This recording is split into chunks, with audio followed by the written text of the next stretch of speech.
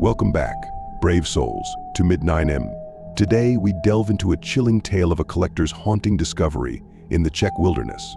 Prepare for a journey into madness, ancient viruses, and nightmarish visions. Don't forget to like, share, and subscribe for more spine-tingling content. Are you ready to uncover the secrets hidden in an old metal box? Tuesday, March 16th, 2021. My name is Todd Marston. I'm a collector of sorts, collecting old bullet casings from each country I visit and showcase them in my museum. I found some strange trinkets over the years, but that was nothing compared to what I found in the Czech Republic. I was camping in the wilderness, actively searching for some bullet casings to add to my collection. I found a few during the first few days out there until I found what looked to be an old barn. It was broken down all to hell, so who knows what it could have been.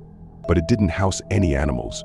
I was maybe about 73 kilometers away from civilization. Transporting animals here would be unlikely, especially with the trees in the area. I searched the grounds with my metal detector and found some simple things like pins or trash, but my biggest find was an old metal box dug deep into the soil. I recovered it and took it back to my camp, shocked at what was inside. I will share with you what I found, but I have to say, the Czech government wasn't involved at all with this. The box contained 2 black and white photos of men, experiment notes, and doodles of something unknown. It's all in Czech, but I tried my best to translate it with a buddy of mine. Here's what it says. April 4th, 1950. A week ago, we were given a specimen that was infected with a virus we named Virus-28. A brown, long-eared bat was found in the town square harassing townspeople with minor bites and scrapes. The bat had appeared to have created a large gash on its chest with its claws. Being caught and transported to the vet, only to be given to my partner and me to look over. Upon examining its blood and saliva samples, we found an unidentified virus that didn't match those of present-day discoveries or any records in the past. The bat seemed to have died the day after examining its blood, passing from self-mutilation of the face, chest, and wings, which caused the animal to bleed out. My partner improperly disposed of the carcass, though we thought nothing of it at the time. My partner soon came up to me and confessed they'd been having dreams of deer, whitetail bucks, or what they told me. It was quite unusual, so I contained him in a special box we've built, in case of scenarios like this, but I would never have thought this would happen to my partner. It could be nothing but a recurring dream is what they say, but with our recent discovery of Virus-28, what's to say that's not affecting their dream pattern too? April 7th, 1950. Nothing much happened after containment. The dreams continued as normal, though still on the topic of deer, until last night. My partner explained that they were greeted by a deer who spoke in tongues. Unable to translate such a thing, but they could see pointed teeth within the buck's mouth. Its hooves looked more like human hands, but the dead grass covered a majority of it, so it was unclear, possibly their brain playing tricks on them.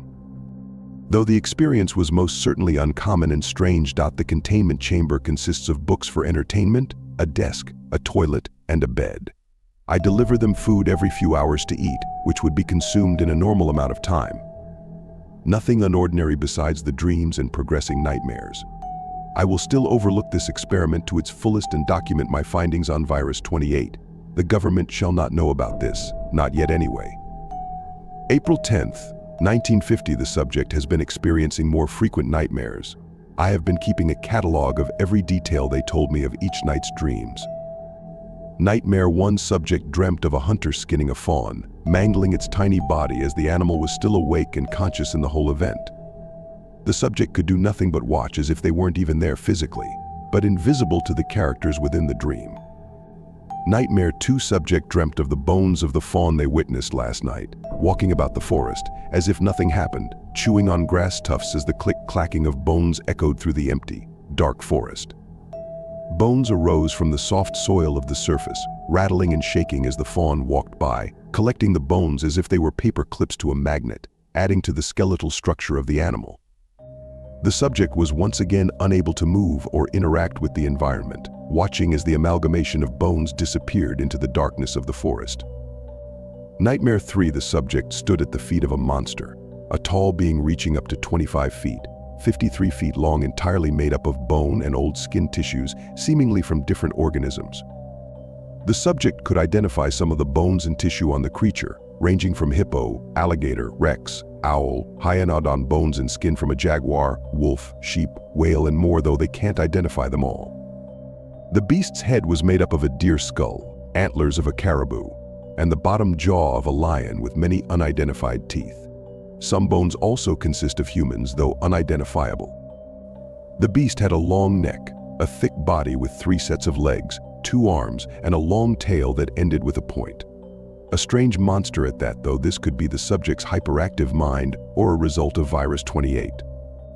The subject is currently awake and paranoid because of their dreams.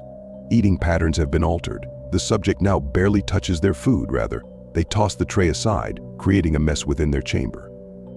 April 12, 1950, the subject appears to be experiencing hallucinations of the monster, visions of which I cannot see, but they can. They saw bugs, animals, and humans surrounding the chamber, filling the room, watching them like they were the star of the show. They explained how the creatures have physical wounds upon their bodies.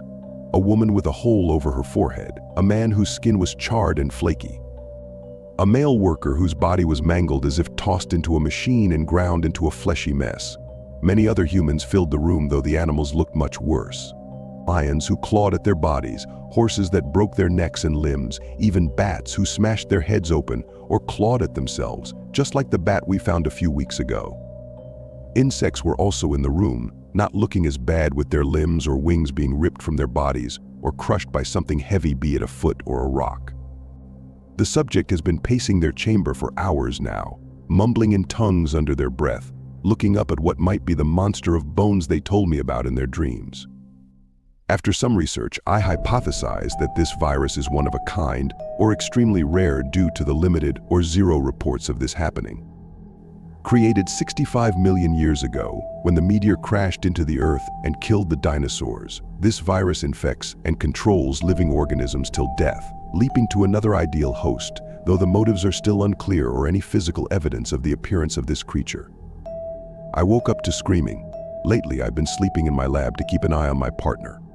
It's 3:25 a.m. and upon looking into the chamber, I saw blood. They had dug their nails into their skin and tore off flesh and meat. Their eyes chewed and spat on the floor as words and drawings covered the walls, painted in what seems to be the subject's blood, rolling on the floor, thrashing about as they clawed at their skin, bleeding everywhere, staining the concrete floor. I couldn't do a thing. Who knows what the subject can do to me, let alone the virus? So I watched for hours on end until they finally died, suffocated on their blood after they had bitten off their tongue. Tonight, I'll clean the chamber and dispose of the body. They will be missed. Rip note. People won't believe what I've just witnessed in my time on this experiment, things I too didn't believe, but I hope that my research helps those too who are infected. But nobody should ever know of such a thing yet. I will bury my papers. The world is better off not knowing about this monster, for I too have dreams of deer.